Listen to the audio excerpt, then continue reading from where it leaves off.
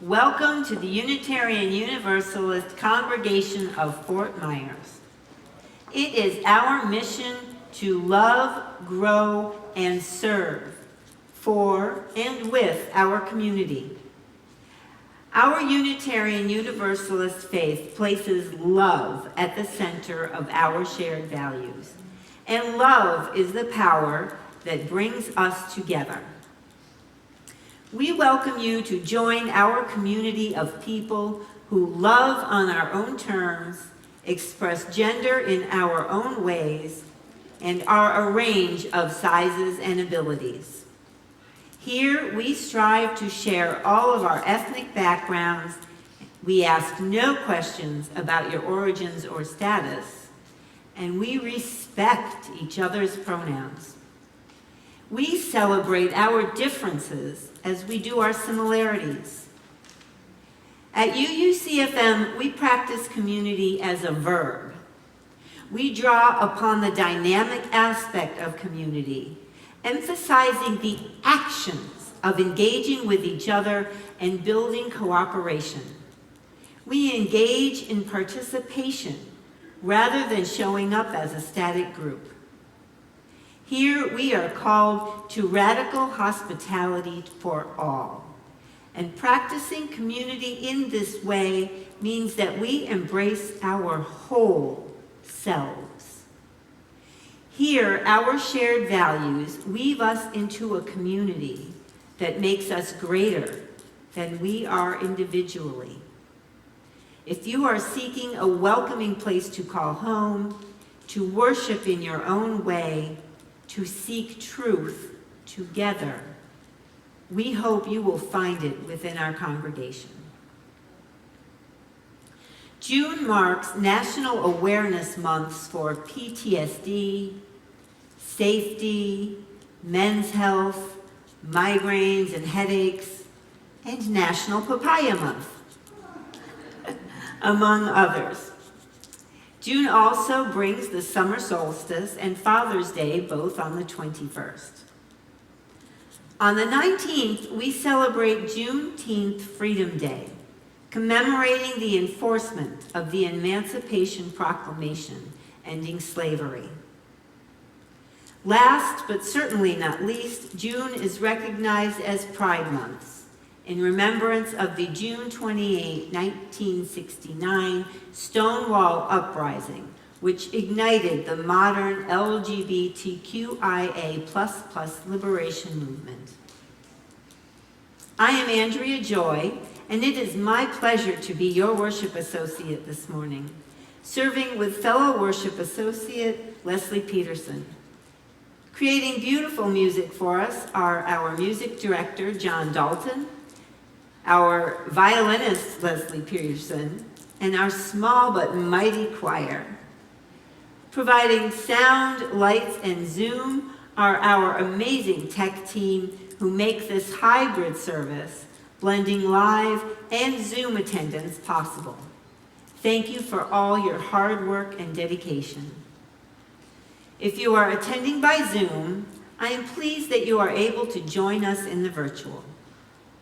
A reminder to our Zoom family to please remain muted and refrain from using the chat unless you are asked to do so. If you are new to UUCFM, we are so glad you are here.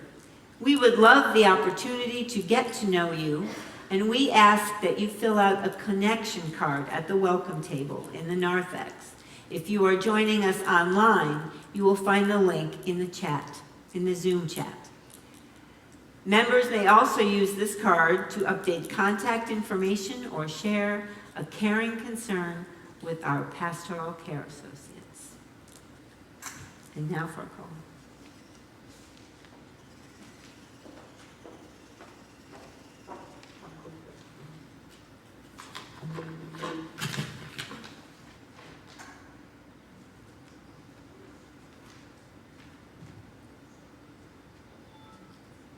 Come, you accidental pilgrims, you who find yourself on a journey of surprise and wonder. Come, you who emerge into this place as an act of liberation. Come, you who seek a life of mindfulness and a place to test your thoughts. Come, you who bring hearts of all kinds, heavy hearts, rusty hearts, hearts broken open in revelation, hearts full of love to share.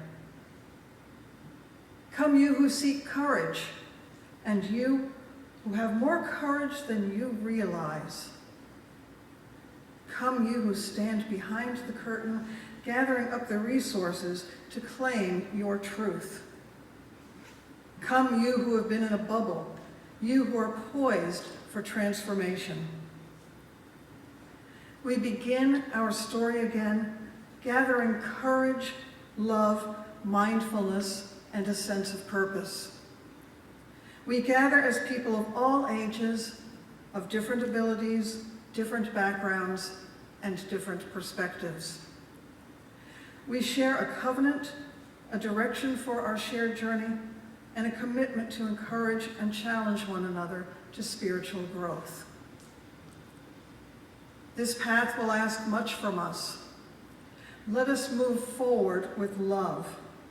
Let us move forward with appreciation for one another. Let us move forward knowing we are not alone. Whoever you are, whatever your gifts, you are welcome to join this journey.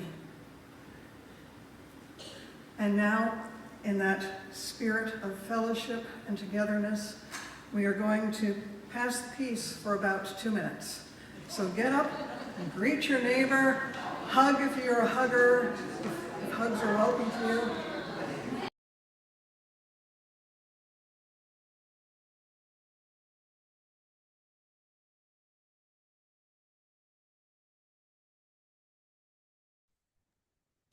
Hi, can you, if you can unmute yourselves, please do. We should be able to talk to each other. I'm going to just start giving you ask to unmutes because that'll help. Hi, John. Hi, Wendy. Hi, Lesley.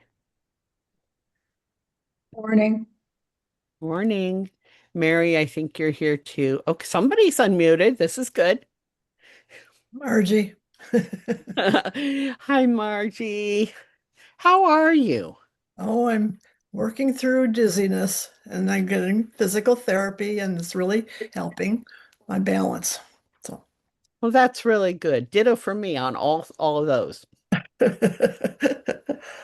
nice to have anyway, balance. Well, yeah, I mean, I sometimes I'm just shocked when I start to lose my balance in a way that in a situation where I wouldn't have before. But how about the rest of you? I see John and Wendy. Oh, you're muted. Let me see. No, I thought we were unmuted.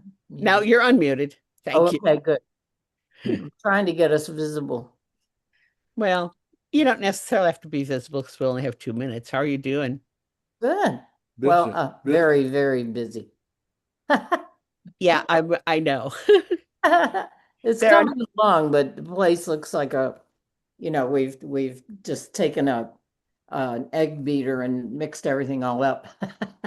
Well, I have a living room full of boxes. Yeah, I do too. Yeah.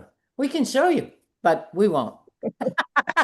Maybe later at Yeah. With you. our discussion group works. Yeah, we have 1 week. Okay, let's see. Yeah, I know it's hard. It's just constant, you have to keep it going and keep it going? Well, for me, I have to wait until the handmaidens come and move. I think we're probably going to find ourselves Muted. muted. Yep. Nice to see you all.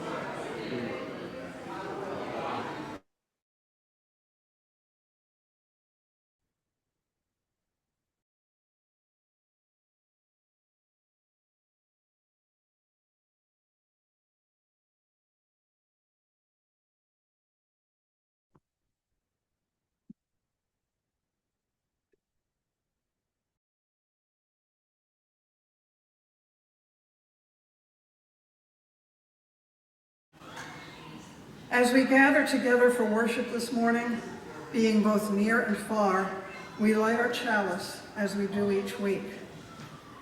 It is a symbol of our faith. May its light be a beacon of hope for the many, those who feel lost, those who feel threat, those who feel tired, those who are uncertain. May our beacon of hope help you find home, help you feel safe, give you respite, and honor your searching mind and spirit. And now I invite you to rise in body or spirit as we join together in reciting our covenant. Love is the spirit of this congregation, and service its law. This is our great covenant, to dwell together in peace, to seek the truth in love, and to help one another.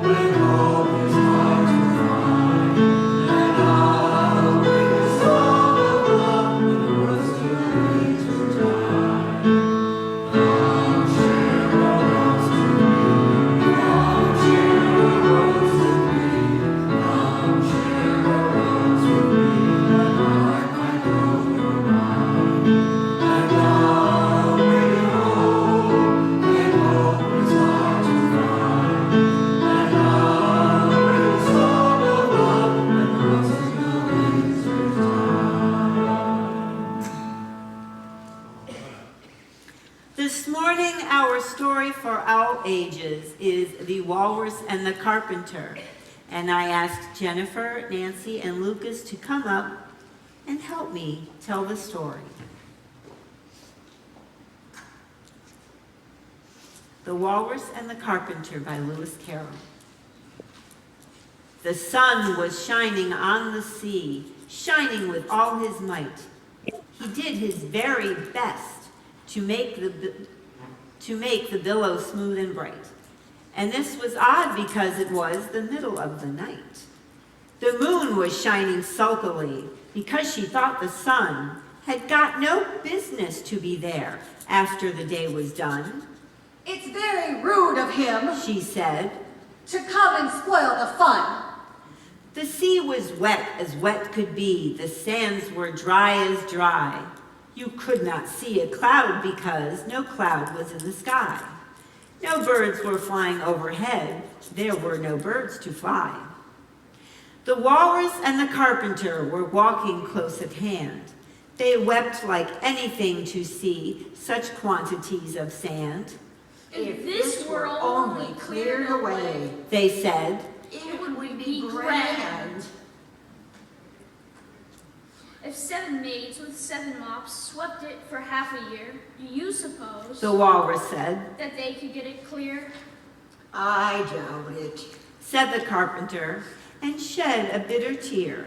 Oh, oysters, come and walk with us. The walrus did beseech. A pleasant walk, a pleasant talk along the briny beach. We cannot do with more than 4 to give a hand to each. The eldest oyster looked at him, but never a word he said. The eldest oyster winked his eye and shook his heavy head, meaning to say that he did not choose to leave the oyster bed. But 4 young oysters hurried up, all eager for the treat. Their coats were brushed, their faces washed, their shoes were clean and neat. And this was odd because, you know, they hadn't any feet. 4 other oysters followed them, and yet another 4. And thick and fast they came at last, and more and more and more, all hopping through the frothy waves and scrambling to the shore. The walrus and the carpenter walked on a mile or so, and then they rested on a rack conveniently low, and all the little oysters stood and waited in a row. The time has come, The walrus said, to talk of many things, of shoes and ships and sealing wax, of cabbages and kings, and why the sea is boiling hot, and whether pigs have wings. But wait a bit the oysters cried. before we have our chat, for some of us are out of breath, and all of us are fat. No hurry. Said the carpenter. They thanked him much for that. A loaf of bread The walrus said, is what we chiefly need. Pepper and vinegar besides are very good indeed. And now, if you're ready, oysters dear, we can begin to feed. But not on us! the oysters cried, turning a little blue. After such kindness, that would be a dismal thing to do. The night is fine. The walrus said, Do you admire the view? It was so kind of you to come, and you are so very nice. the carpenter said nothing but, Cut us another slice. I wish you were not quite so deaf. I had to ask you twice. It seems a shame the walrus said. to play them such a trick. After all, we've brought them out so far and made them trot so quick.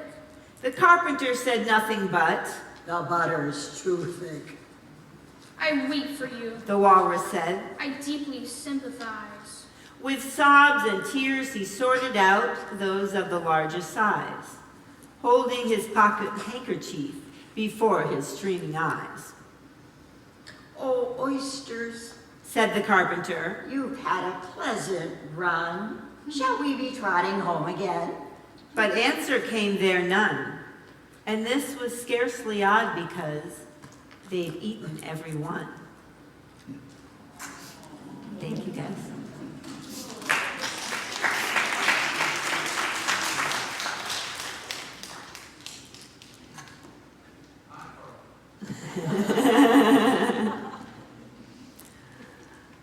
I'd like to take a moment to bring us back from our story into a centered place of reflection. Take a moment to breathe. Breathe in and fill yourself with peace. Breathe out and let your stresses go. Breathe in and feel the spirit of life surrounding you. Breathe out and know that it is always there. Breathe in and feel the love of community. Breathe out and share it with all those here with you today. Just breathe. Focus on your breaths. Feel the love of your community surrounding you. Feel it like one great big hug. As you breathe in, take that love inside yourself. And as you breathe out, send that loving hug outward to the world. Breathe. Continue to send that love outward. Breathe. As you focus your love to expand the inclusion, remember to include you. To share love, we must know love. And to love oneself is the beginning to loving all. Take another moment to breathe and center on love.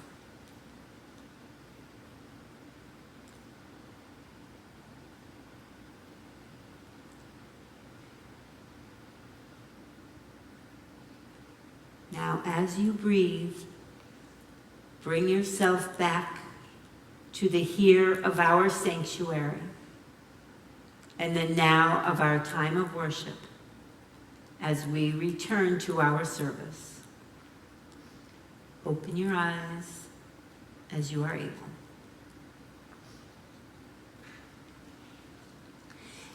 If this is your first time here, we welcome you to join us in our weekly ritual of the Stones of Intention.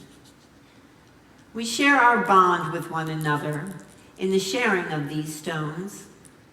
Here we are able to blend our unique joys and sorrows, prayers for ourselves and others, and intentions for our futures, with those of others in our beloved community.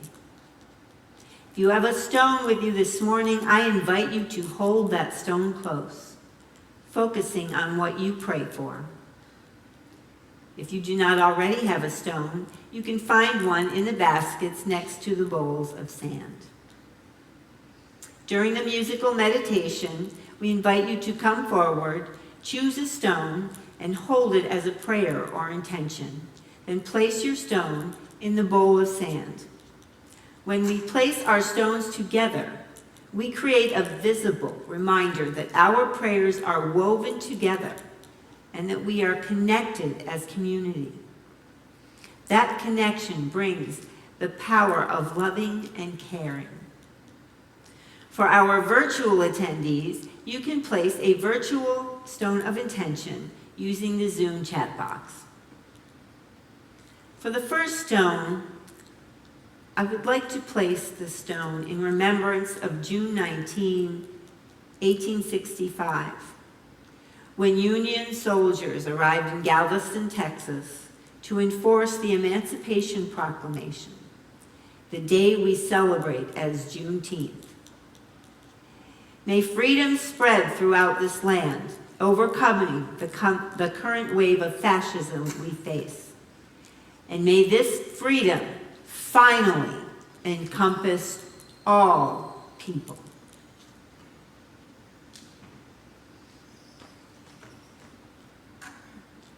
Come forward and share.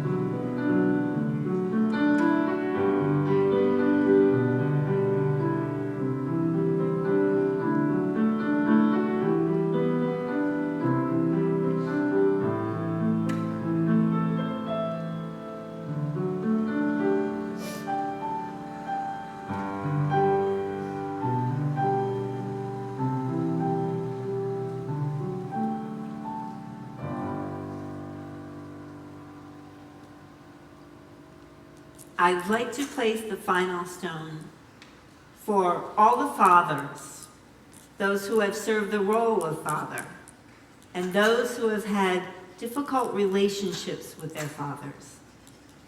May next weekend's Father's Day be peaceful and joyful.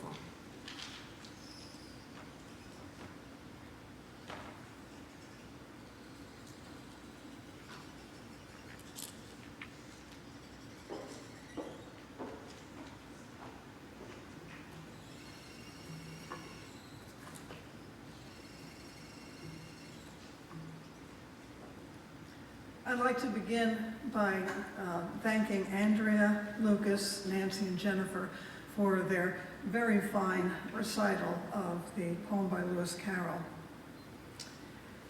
There are some poems we first meet as children and only later discover were waiting for us to grow up. Lewis Carroll's The Walrus and the Carpenter may be one of them. It comes to us dressed in nonsense. A moonlit beach, talking animals, oysters with clean shoes despite having no feet. And that famous invitation to speak of shoes and ships and sailing wax, of cabbages and kings. The poem is playful enough to delight a child, strange enough to lodge in the memory, and dark enough that once we really hear it, it becomes hard to forget. The walrus and the carpenter go walking by the sea. They see a bed of oysters and invite them along for what sounds like a pleasant outing. A pleasant walk, a pleasant talk, says the walrus. The eldest oyster declines, but the younger oysters are eager. They brush themselves up, they hurry out. More and more come along until a whole crowd is following these charming strangers down the beach. Then after a while, the pleasant talk becomes something else. Bread is brought out. Pepper and vinegar are mentioned. The oysters realize too late that they are not guests at the meal. They are the meal. It is a strange little poem, but sometimes the truth arrives wearing nonsense. Before we even meet the walrus, the carpenter, or the oysters, Carroll gives us another image. The poem begins with the sun shining on the sea with all his might, which seems ordinary enough until we are told this is odd because it is the middle of the night. The moon is there too, shining sulkily, and she says the sun has no business to be there after the day was done. This phrase is worth lingering over. No business to be there. The moon is not saying the sun has no place in the world. She is saying that this is not his place, not his hour, not his realm to occupy. The day is done. Night belongs to the moon. But the sun shines anyway with all his might, simply because he can. That opening scene gives us the moral weather of the whole poem. Before the oysters are eaten, the order of things has already been disturbed by entitlement. A powerful presence has entered a space that was not his to claim, and he treats the moon's displeasure as irrelevant. He has no business there, but power often mistakes ability for permission. This is one of the old temptations of power, to believe that because I can enter, I am entitled to enter. Because I can take, I am entitled to take. Because I can speak over you, I am entitled to define the conversation. Carroll was writing in the late Victorian world, just at the edge of what Americans would come to call the Gilded Age. We should note that The Walrus and the Carpenter is not actually a coded sermon about American capitalism, but rather a nonsense poem in a British children's book. But the phrase Gilded Age is useful because gilded does not mean golden all the way through. It means covered with gold. It means polished on the outside. It means there is shine, but the shine might be concealing something underneath. That is the world of the poem. Everything is a kind of polish. The walrus is polite. The carpenter is companionable. The walk is presented as a social occasion. The conversation will be broad and cultured. Shoes, ships, sealing wax, cabbages, and kings. Even the oysters make themselves presentable. Everyone appears to know how to behave. And yet, underneath all that civility is appetite. That may be why the poem still feels contemporary. We know how much harm can be hidden beneath polish. Cruelty does not always arrive looking cruel. Sometimes it arrives beautifully branded. Sometimes it arrives with a mission statement. Sometimes it arrives with a flag, a cross, a slogan, a therapeutic vocabulary, a glossy advertisement, or a very moving speech about how much it cares. The walrus and the carpenter are not dangerous because they are obviously monstrous. They are dangerous because they are charming. The oysters, for their part, are not stupid. I think that matters. It would be easy to make them a punchline of the poem. Those silly, naive oysters. Oysters who should have known better. But that lets us off the hook. The oysters follow because they are offered something many of us would want. They are offered adventure, attention, inclusion, the possibility of being chosen. Most people are not manipulated because they love falsehood. They are manipulated because some part of the falsehood has been attached to a real and worthy longing. The longing to belong is real. The longing for meaning is real. The longing to be noticed is real. The longing to have someone say, "Come walk or roll with us. We have room for you," is real. This is why religious communities have to speak about discernment with compassion. We do not help one another by shaming those who have trusted the wrong voice. We help by asking what made that voice so persuasive in the first place. We help by remembering that all of us, at different times in our lives, have wanted to believe the person who made us feel safe, righteous, safe, or necessary. And in a Unitarian Universalist congregation, we should say this with particular tenderness. Some of us grew up UU, but many of us came from other religious communities. Some came carrying gifts, hymns, stories, ritual, a love of scripture, and some came carrying wounds. Some were taught to fear their own questions. Some were told that doubt was disobedience, that their bodies were shameful, that their love was sinful, that their belonging depended on their silence. Some learned painfully that religious language can be used not to liberate the soul, but to control it. So we have to be careful not to recreate the spiritual arrogance that harmed some of us.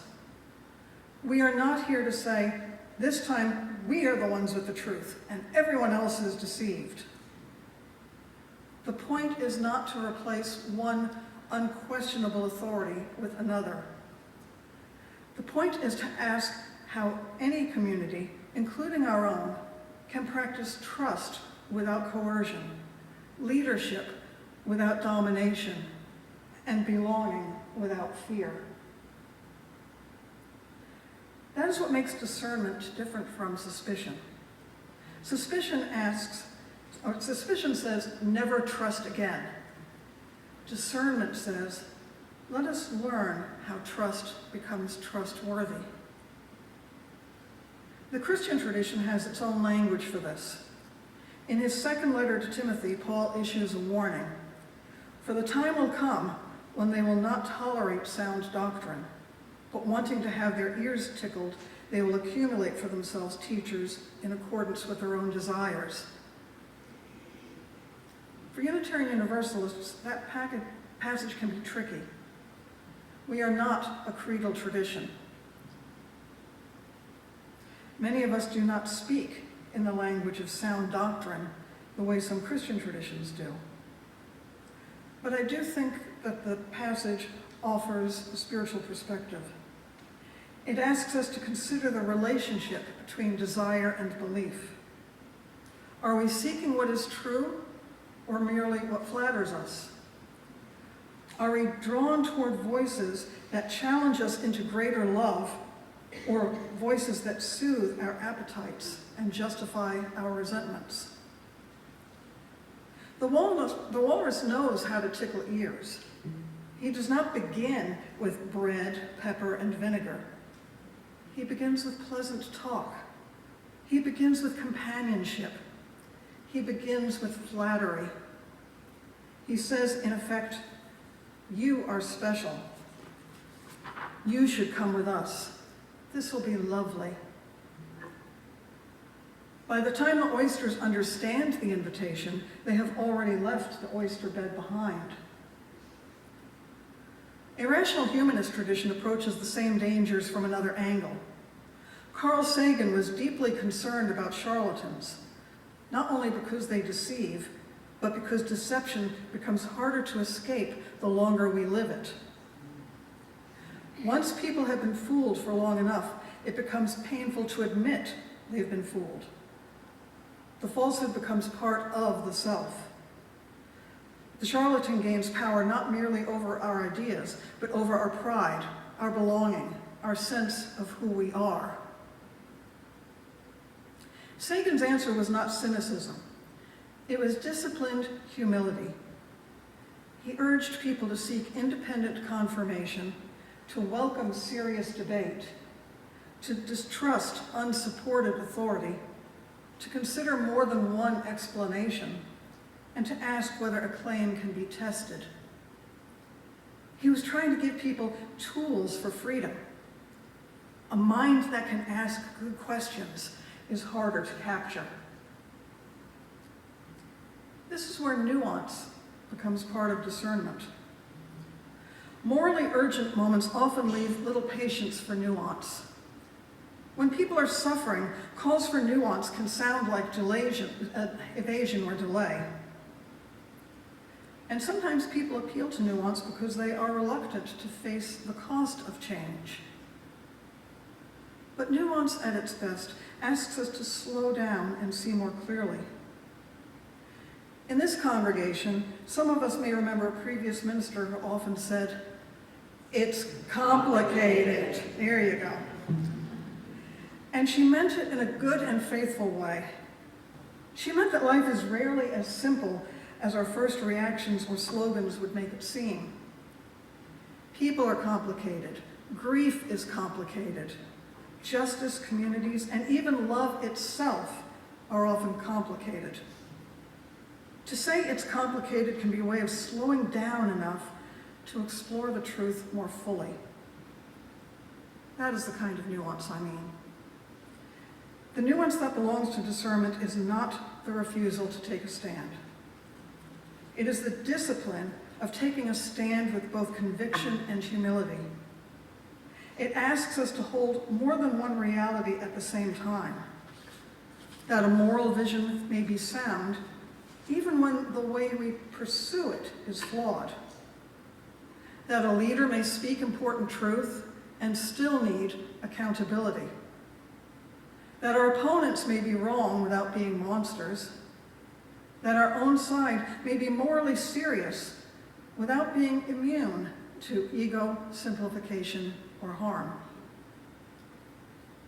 Without nuance, discernment collapses into sorting.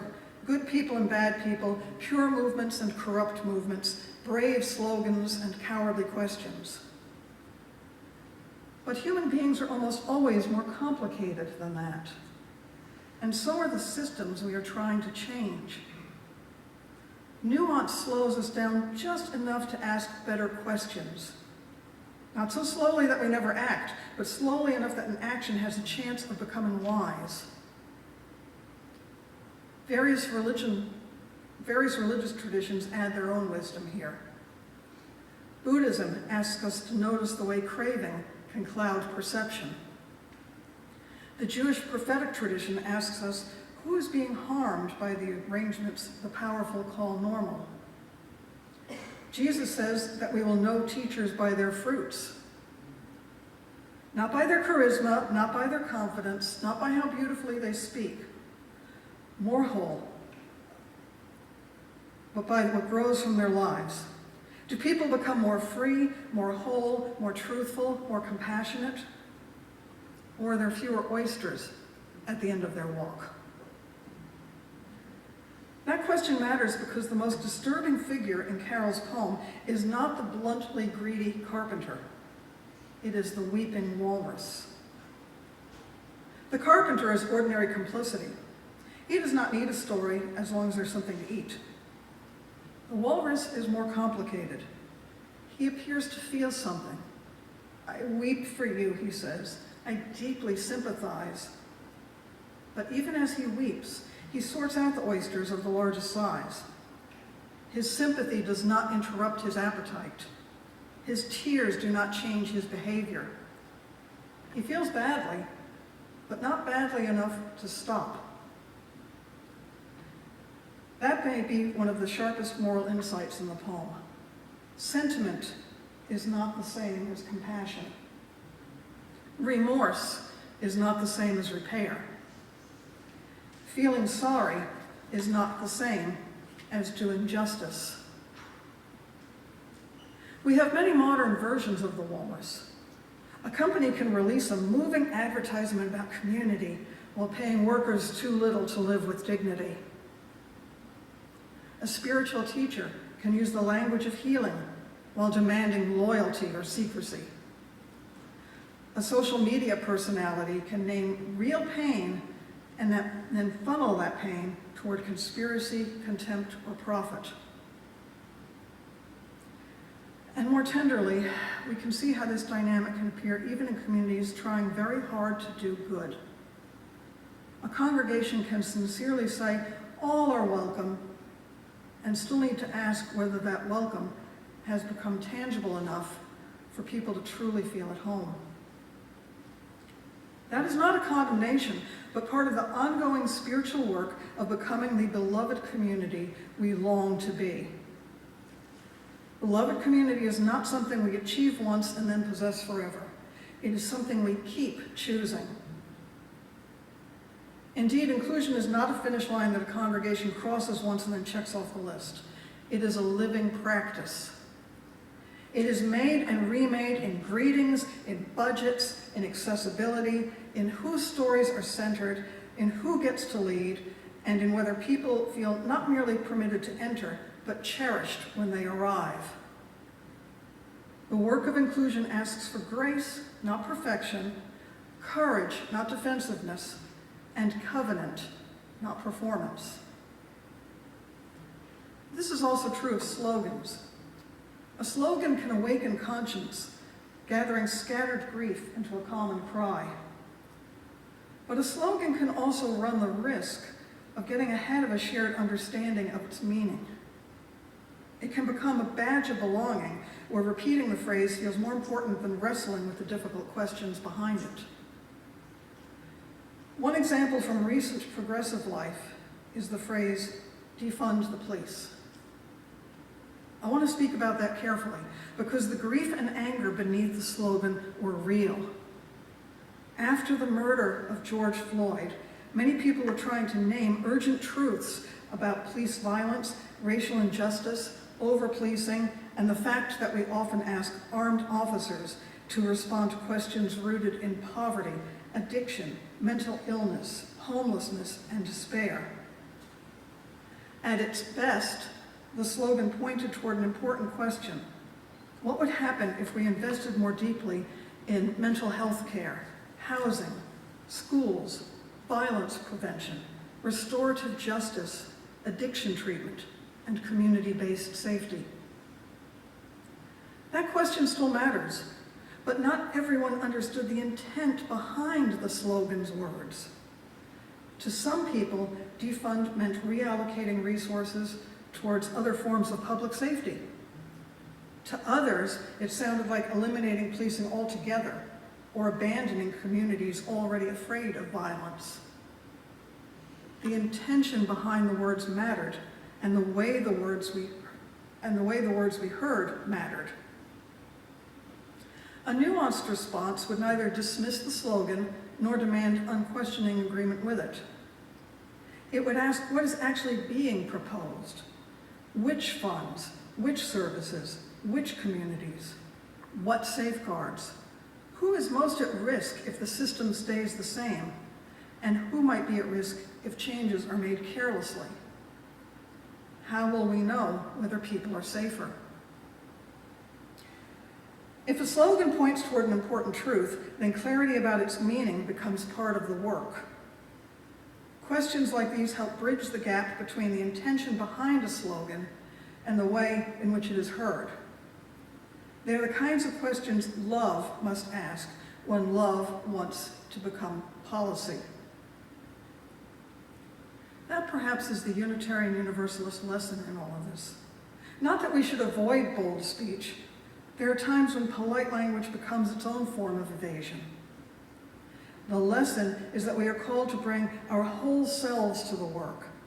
Heart, mind, conscience, humility, evidence, courage, and care for the consequences.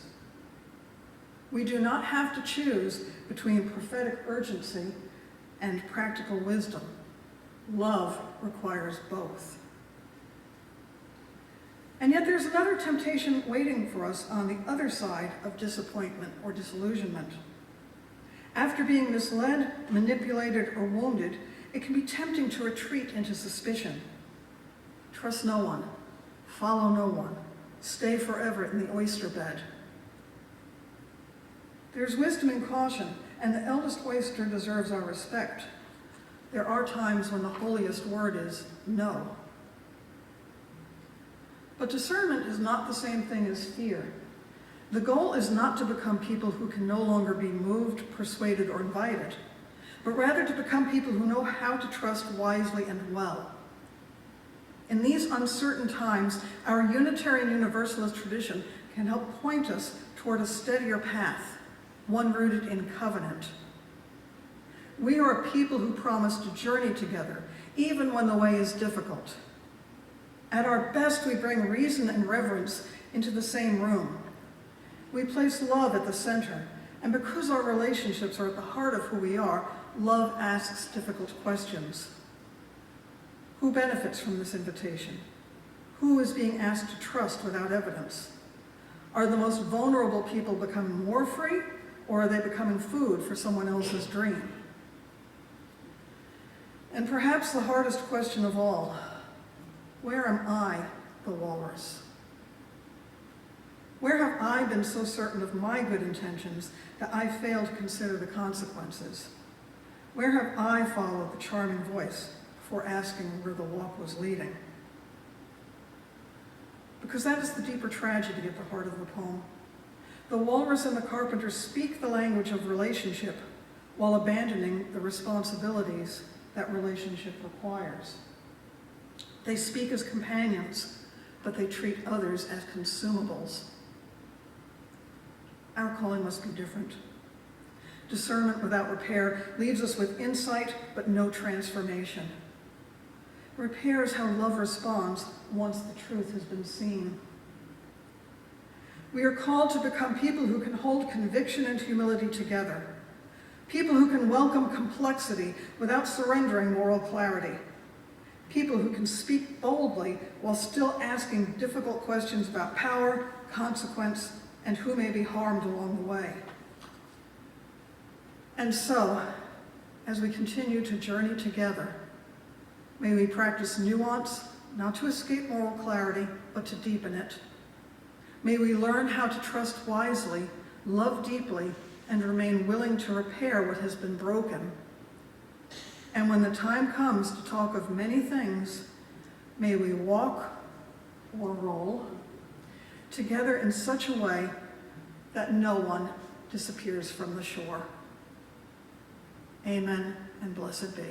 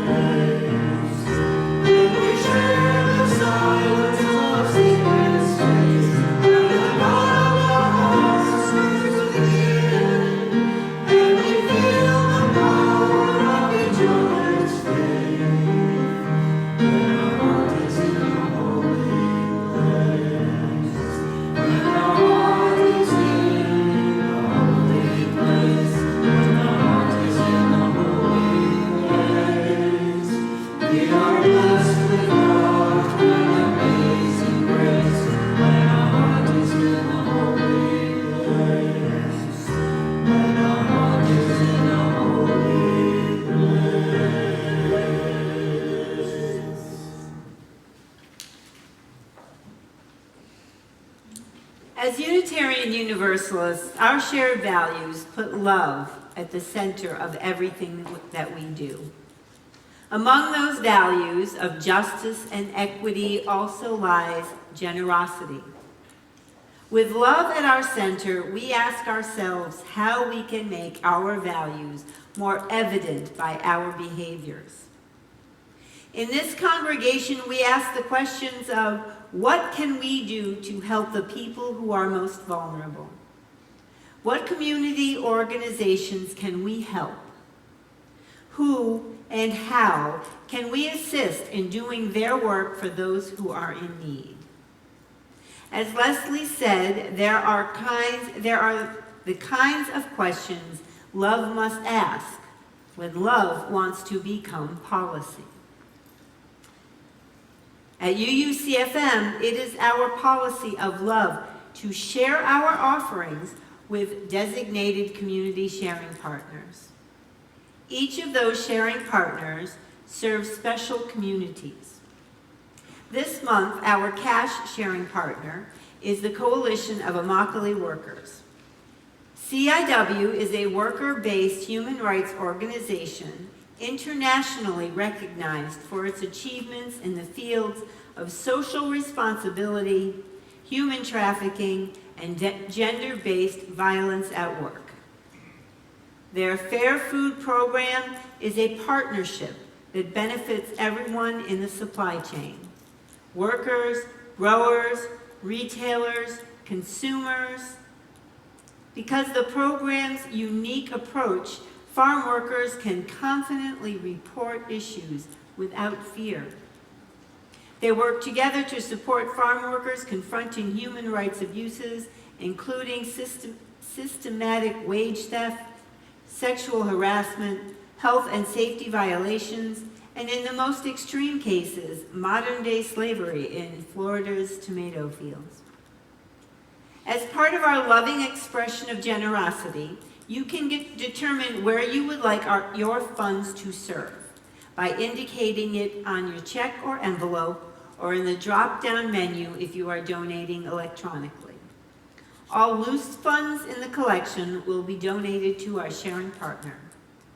If you don't already have an envelope and you wish to show support for UUCFM directly, envelopes can be found at the end of the pews. Unmarked envelopes will be designated for UUCFM. Loose dollars and change to our sharing partner.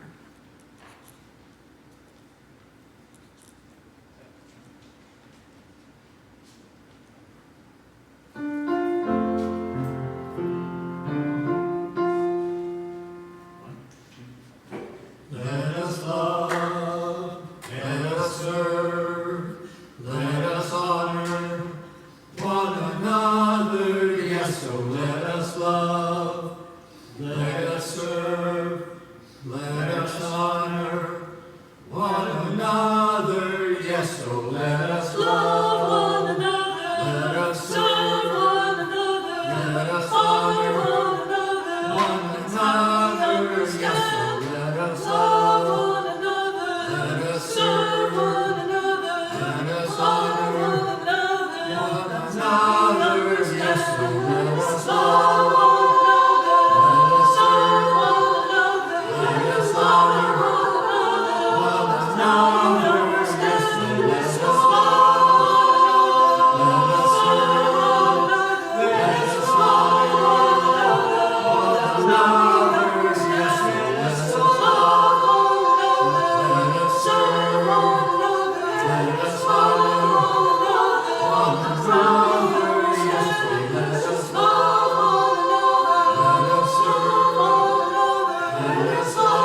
honor one another. Yes, so let us love one another. Let us serve one another. Let us honor one another. Yes, so let us love one another. Let us serve one another. Let us honor one another. Yes, so let us love. Let us serve. Let us honor one another. Yes, so let us love. Let us serve. Let us honor one another. Yes, so let us love.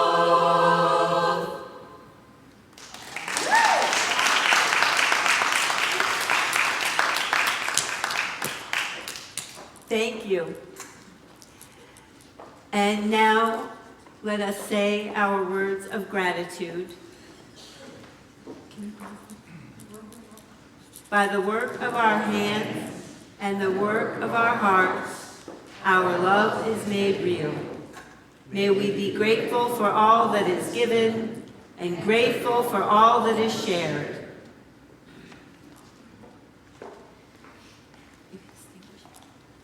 As we extinguish our chalice, we do not extinguish the beacon of hope. We do not cease to shine that beacon. We continue to glow so that others may find us. And let us say our words of extinguishing. Extinguish our chalice, the warmth of commitment, or the fire of commitment.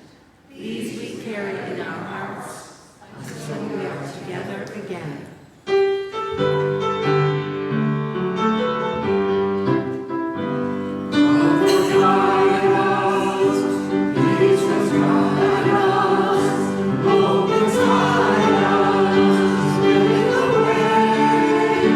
On the road from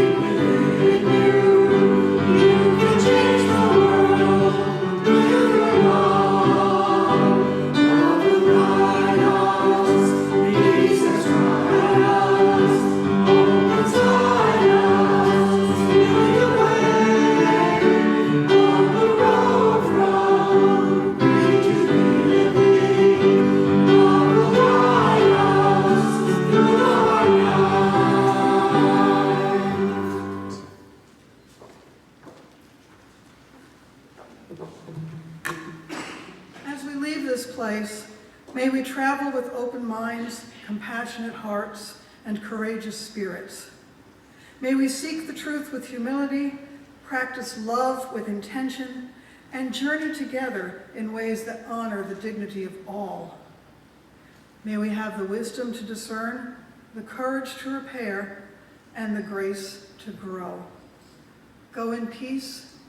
Amen, and blessed be. And a couple of housekeeping notes. It would help if I got to them. Another way we express our value of generosity is by supporting non-monetary community sharing partners. This month we support the South Fort Myers Food Pantry Coalition. Their mission is to feed the needy of South Fort Myers area, including Sanibel and Captiva. The pantry works in partnership with the Harry Chapin Food Bank and Midwest Food Bank and is supported by churches and organizations in South Fort Myers which provide funds, food, and volunteers in service to the community. The congregation can help by providing canned goods and basic paper products or volunteering on Monday mornings or evenings at Cypress Lake Presbyterian Church. Join us for coffee and conversation after the service in Hobart Hall to your right as you leave the sanctuary. We would love to share our community and friendship with you. Next Sunday, there will be no service in the sanctuary, but we will be gathering in Hobart Hall for the streaming of the UUA General Assembly worship service.